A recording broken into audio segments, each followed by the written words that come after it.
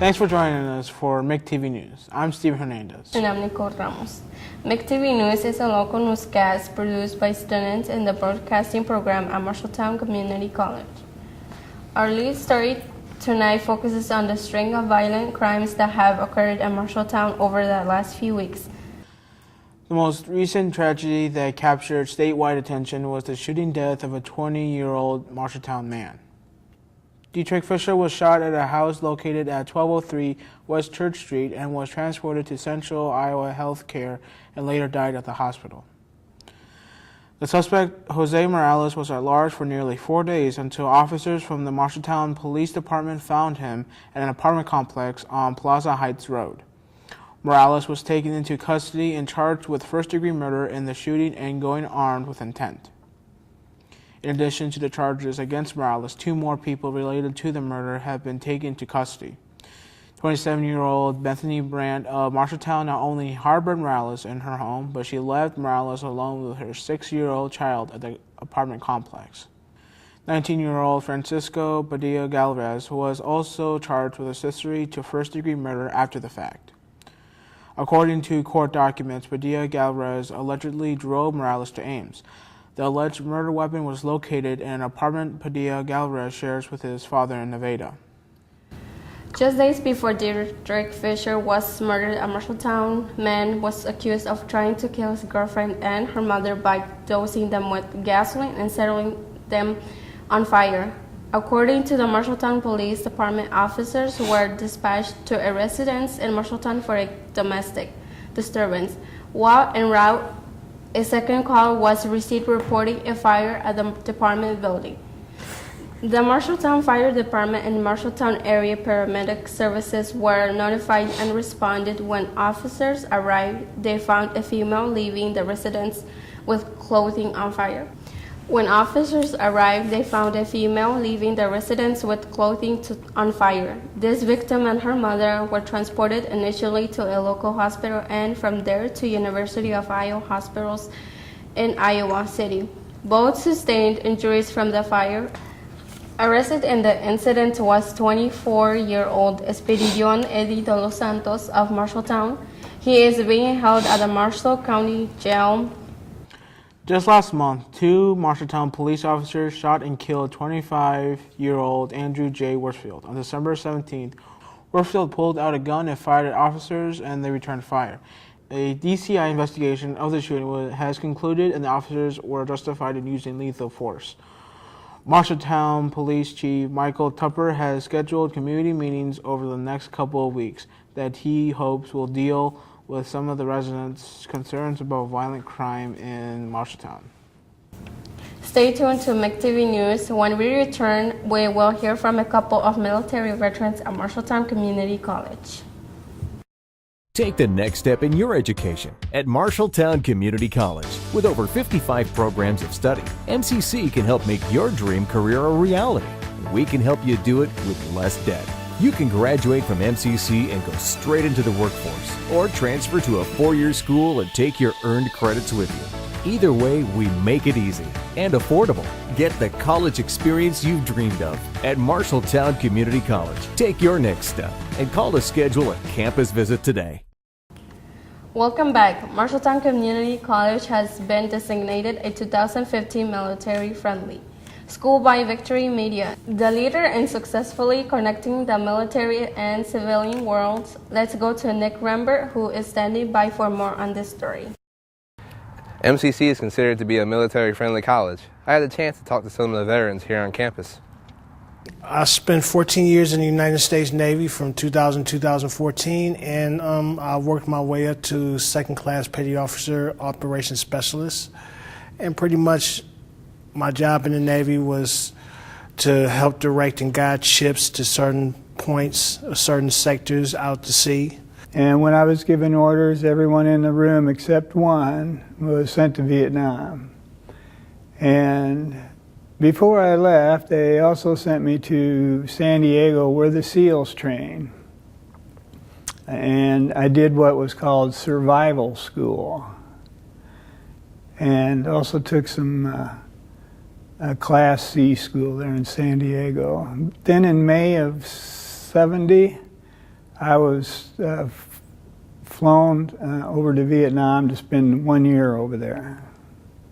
There is a student club on campus called the Collegiate Veterans Association, which brings military veterans together to talk about some of the issues they are facing. This group also is able to give the college feedback on how to become even more responsive to this important student segment at MCC. Oh, it's been a really good experience here in Marshalltown. I mean, and the structures have been pretty nice, and the surroundings have been pretty nice, and I'm confident that I'll move forward and get my associate's degree because of the instructors here. The instructors are very good. I spent my year over there, and when I came back, I used my education in Marshalltown and went on to some further schooling. And later I went back to Iowa State and not only graduated, but had such good grades.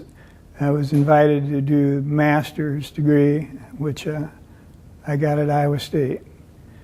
And then I've taught some classes here at Marshalltown. English, graduate, so I teach speech and writing comp and some reading classes. And I really enjoy working here at Marshalltown Community College. The military-friendly school designation is awarded to the top 15% of colleges, universities, and trade schools in the country that are doing the most to embrace military students. As you can see, Marshalltown Community College is a military-friendly school. I'm Nicholas Rembert, reporting live from McTV News. Thanks, Nick. MCC not only has some great veterans, they also have some newly renovated areas to show off. MCC and Iowa Valley Continuing Education hosted an open house this month to showcase its newly remodeled advanced manufacturing and health occupations areas. Alex Hesmer is standing by with that story. The public was able to take a tour of the new health occupations and advanced manufacturing areas here at MCC. Let's go in and take a look. The new advanced manufacturing area at Marshalltown Community College has taken on a new and much improved look on campus. Area residents had the chance to look at several new areas in this remodeled area of campus. Faculty member Al Park showed participants some of the new state-of-the-art machines. This is our new wire EDM machine. It's capable of cutting anything that will conduct electricity with a very small diameter wire by electric arc jumping underwater and burning the metal away. So it allows you to cut very intricate, detailed shapes. The remodeled area includes space for the electromechanical systems technology, gas line technician, machine tool technology, and power line technician programs. Several years ago, we realized that in order to better meet the education needs of our local workforce and students, we needed to renovate our classrooms and lab spaces. What you see tonight are the results of our vision for training spaces that provide a simulated experience that allows our students to be properly trained so that their knowledge and skills are ready for today's healthcare and manufacturing workplaces. On the other side of campus, tours were given in the health occupations area. This area featured the certified nurse aide, dental assisting, certified medical assisting, emergency services, licensed practitioner nursing, associate degree nursing, pharmacy tech, and phlebotomy tech programs. The simulation lab, which is the heart of the health occupations program, even has medical ambulance inside the lab for training students. A majority of the funding used to renovate the spaces was provided through the State of Iowa Accelerated Career Education Infrastructure Program, which allows community colleges to partner with local business and industry to build or renovate facilities that will meet the training needs of the 21st century workforce. It was fun to see the newly remodeled places here at MCC. Reporting for McTV News, I'm Alex Esper. Thanks, Alex. The facilities look fantastic. When we return, you will hear from students and staff at MCC and get their reaction to this year's Super Bowl. Your United Way donations are needed more than ever this year. There's plenty of people in our community that are facing challenges. Every dollar counts, and your donations will be put to good use right here in Marshall County to help out families and kids in desperate need. And so your support is really supporting you, supporting us, supporting the entire community. Thank you for your continuing support of the Marshalltown Area United Way.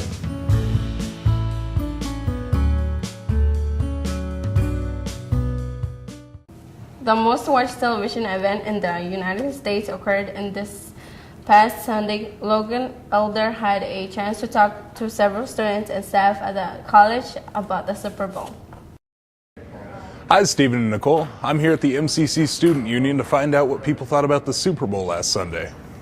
Well, I thought the Super Bowl was really good because it was a close game. It had a really crazy finish, and so it was a lot of fun as a game. It was exciting because you didn't know who was going to win, and I really liked the fight at the end. So, it was entertaining. I thought the commercials were a little disappointing this year. I like funny commercials. They were a little serious. Bit downers this year. Yeah, there were a couple of them that I cheered up. Well, I was excited. I'm a Patriots fan, so I loved it. It was a great ending, great game. I thought it was a great game, and I really didn't have a huge favorite. So I just, after last year's drubbing of the Broncos, I was just looking for a good game. I really didn't have a preference.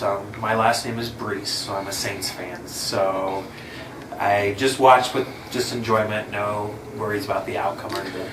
I was a little upset. I didn't really want the Patriots to win. I prefer the Seahawks have won. So the game as a whole was okay. The coaches could have done better, especially the Seahawks coach could have done better at coaching. So what did you think about that final call? I was okay with it. Not because I'm a Patriots fan, but I think any other time, 9 times out of 10, that would work. It was just a really good play by the defense. I'm assuming you were very upset by the last play. They should have ran the ball. That was pretty upsetting, yeah. I was okay with it. I was for the other team, so yeah. That was dumb. Sorry. That was really stupid. And I'm not even a big football fan, but I knew enough to. All right, you know my real opinion? Yes. It's fixed. It was fixed. I would have put her in beast mode and ran at least twice. I don't know. I don't understand it, but I'm not at their pay scale. The last play, I thought it was a poor decision by the coach. He said he wanted to waste time, but I think don't running plays waste more time than passing plays. So I think that was the poorest decision I've seen in a Super Bowl. I was ticked off.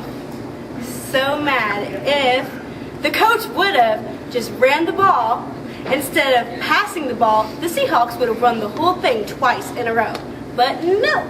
So what did you think about the halftime show? Halftime show was pretty good. I'm not a huge fan of Katy Perry, but it was okay. She had some interesting outfits, but overall it was okay. It wasn't the best I've seen, but It took me a little while to realize that Katy Perry's theme was Hunger Games, but it's pretty good. Halftime was good. Katy Perry, I thought, did well. Missy Elliott really rocked it, so good. I wasn't too excited about the game, but I thought the TV commercials were the best part. Back to you guys in the studio. Thanks, Logan, for that fun look at the big game. And speaking of games, let's take a look at the MCC men's and women's basketball teams. We go to the Student Activity Center where Dante Mitchell has the story. The MCC basketball teams have been busy during this past week. It all started with the men's basketball game versus Southeastern. Amir Madrid collected his third double-double of the season. Madrid had a first big half for the Tigers, scoring 15 points in the first half to keep the upset-minded Tigers in the game. The highlight of the night for the Tigers came as time expired in the first half, as Murder Green made a 60-foot buzzer beater to end the half. However, Southeastern outplayed the Tigers in the second half as the Tigers fell 78-70. The MCC women were on the road last week at number 18 Mineral Area. The MCC women battled back in the second half but fell short on the road, dropping a non-conference matchup 59-51. Ilse Khalid scored a team-high 17 points in the loss. Last weekend, sophomore Mike Rodriguez scored a game-high 30 points to eclipse the 1,000-point mark for his career. But the feat was not enough to lift the MCC men's basketball team as the Tigers suffered a 106-93 setback at the hands of number 13 Indiana Hills Community College Saturday night. On Monday night, both MCC teams were action as the women took on DMAC and the men played Iowa Central. In the women's game, Jasmine Howe scored 17 second-half points for the Marshalltown Community College women's basketball team. But the Tigers came up short in the final game against the visiting DMAC, falling 60 68-49 to the Bears on Monday night. Howie finished the night with a game high of 19 points. Gian Geraldo scored 10 points. Courtney Williams-Perry pulled in a game high 8 rebounds. In the men's game, the Tigers trailed by 2 at halftime, but Mike Rodriguez took over in the second half to lead the Marshalltown Community College men's basketball team to an 82-71 win over Iowa Central Community College in the Student Activity Center on Monday night, snapping a 7-game losing streak. Rodriguez poured in a game high 27 points, with 23 of those coming in the second half. The sophomore connected on 8 of 12 shots in the final game, including 3 to 4 from beyond the three-point line. Rodriguez also added 9 rebounds and 4 assists on that night. On Wednesday night, 4 different players scored in double figures, led by Gian Geraldo, 17, as the women's basketball team defeated Southwestern Community College 69-52 in a cross-division matchup. Joining Geraldo in double digits was Jasmine Howe with 15 and Ilse Calais and Sammy Sprout, each with 13. The Tigers improved to 14-10 on the year. That wraps up my report for Tiger basketball. For McTV News, I'm Dante Mitchell. Thanks, Dante, for the report. That wraps up our first episode of McTV News. Thanks for watching. See you next time.